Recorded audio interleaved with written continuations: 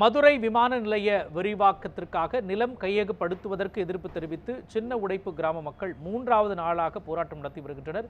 இதுகுறித்த கூடுதல் விவரங்களை நமது செய்தியாளர் மதன் வழங்க கேட்கலாம். மதன், ஏற்கனவே போராட்டம் தொடங்கப்பட்டு நடுவில் போராட்டத்தை நிறுத்தி வைத்திருந்தனர். தற்பொழுது மீண்டும் போராட்டத்தை தொடங்கியிருக்கிறார்களே, காரணம் என்ன? முழுமையான விவரங்களை நீங்க பதிவு பண்ணலாம். நிச்சயமாக மதுரை விமான நிலைய விரிவாக்கம் மூலம் கையகப்படுத்துவதற்கு எதிர்ப்பு தெரிவித்து நீதிமன்ற இடைக்கால தடை உத்தரவை தொடர்ந்து சின்ன உடைப்பு கிராம மக்கள் தொடர்ந்து 3வது நாளாக இன்று போராட்டத்தில் ஈடுபட்டுள்ளனர். அந்த காட்சியில தான் பார்த்துக் கொண்டிருக்கும் மதுரை விமான நிலையம் 633.17 ஏக்கர் பரப்பளவு விரிவாக்கம் செய்ய திட்டமிடப்பட்டு சின்ன உடப்பு, பரமப்பட்டி உள்ளிட்ட கிராமங்களில் நிலம் கையகப்படுத்தப்பட்டு வருகிறது.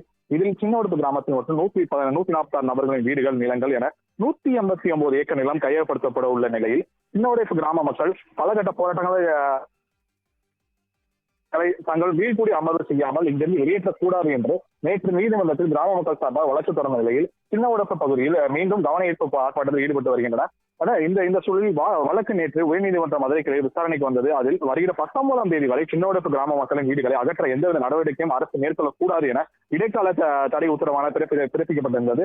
இந்த நிலையில் தங்கள் கோரிக்கைகளை நிறைவேற்றும் வரை தொடர் போராட்டத்தில் ஈடுபட போவதாகவும் முடிவெடுக்கப்பட்டு இன்று தொடர்ந்து சின்ன உடைப்பு கிராம மக்கள் 3வது நாளாக போராட்டத்தில் ஈடுபட்டு வருகின்றனர். தொடர்ந்து நேற்றானது சின்ன உடைப்பு கிராம மக்கள் ஆலோசனை செய்தது என்னவென்றால், மீள்குடி அமர்வு நமக்கு கிடைக்கும் வரை நாம் தொடர் போராட்டத்தில் ஈடுபட போவதாகவும் நேற்று அவர்கள் முடிவெடுத்திருந்தனர். மோகன்,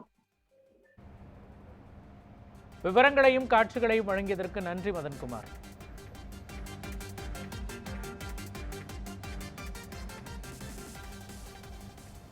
பாபர் மசூதி இடிப்பு நினைவு தினத்தையொட்டி நெல்லை மேலப்பாளையத்தில் நடைபெற்று வரும் கடையடைப்பு போராட்டத்தால் இயல்பு வாழ்க்கை முடங்கியுள்ளது.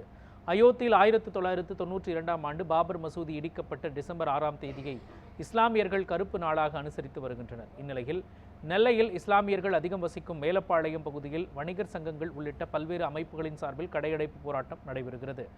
இதனால் அப்பகுதியில் சுமார் 2000 கடைகள் மூடப்பட்டிருக்கின்றன. கடை அடைப்புக்கு ஆதரவாக ஆட்டோக்கள், வாடகை வேன்கள் மற்றும் கார்களும் இயக்கப்படவில்லை. பாபர் மசூதி இடிப்பு நினைவு தினத்தையொட்டி முன்னெச்சரிக்கை நடவடிக்கையாக பொதுமக்கள் கூடும் வழிபாட்டு தலங்கள், அரசு அலுவலகங்கள் உள்ளிட்ட பல்வேறு இடங்களில் பலத்த போலீஸ் பாதுகாப்பு போடப்பட்டிருக்கின்றது.